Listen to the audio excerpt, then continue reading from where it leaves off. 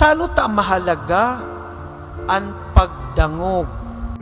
Number 1, ang pagtubod ta, inaako ta sa paagi ning pagdangog.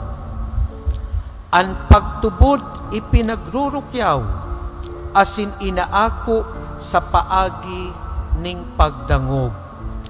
Ang ikadua pong dahilan, ninhuli ta ang pagkamuot, masayod na naipapahiling niyato sa paagi ning pagdangog.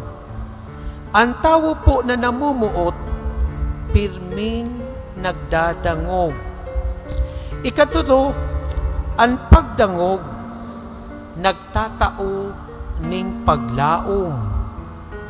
Kaya ini pong tulong rason ang nagpapahiling sa satuya, kung taano ta mahalaga sa satuya ang magdangog. Ini ang dahilan kung taano ta ang tingog sa Panganoron nagsabing magdangog kita sa satuyang kagurangnan.